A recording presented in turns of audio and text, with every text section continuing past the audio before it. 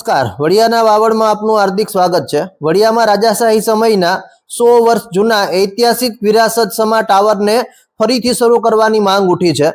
ઇંગ્લેન્ડની પ્રખ્યાત big and કંપનીની machinery ધરાવતા આ ટાવર હાલ બંધ હાલતમાં છે અને તે રિપેરિંગથી શરૂ થઈ શકે તેવી કન્ડિશન છે।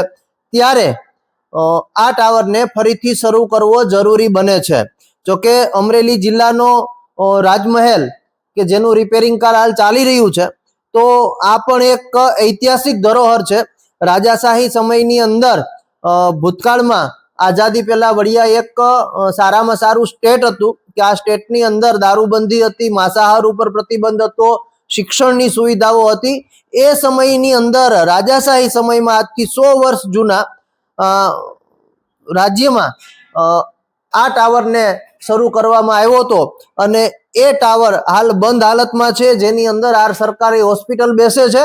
એટલે કે સરકારી હોસ્પિટલ આ બિલ્ડિંગની અંદર છે અને એ સરકારી હોસ્પિટલના ઉપરના ભાગે એક મોટો ટાવર છે અને એ ટાવરની અંદર ઘડિયાળ છે અને એ ઘડિયાળની અંદર ઇંગ્લેન્ડની પ્રખ્યાત બિગ એન્ડ કંપનીની મશીનરી ધરાવતો આ ટાવર હાલ બંધ હાલતમાં છે।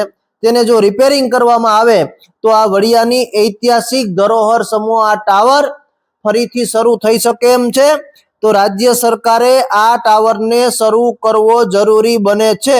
રાજ્ય સરકાર દ્વારા આ ટાવરને શરૂ કરવામાં આવે તેવી લોક માંગણી જોવા મળી રહી છે। રાજ્યની ઐતિહાસિક ધરોહર સમૂહ વડિયાનો આ ટાવર રાજાશાહી સમયનો છે।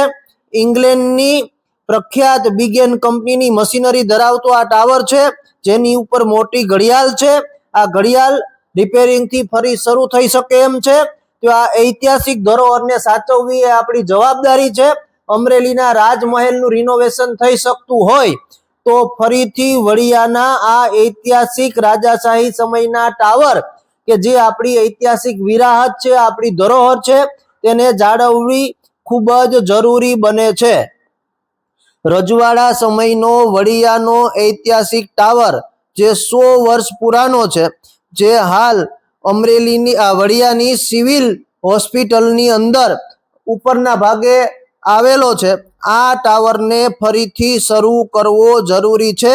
તો આ બાબતે રાજ્ય સરકાર, ચૂંટાયેલા પ્રતિનિધિઓ અને ઐતિહાસિક વિરાસતની પાછળ કામ કરતા લોકો આ બાબતે ખાસ ધ્યાન આપી આને શરૂ કરાવે।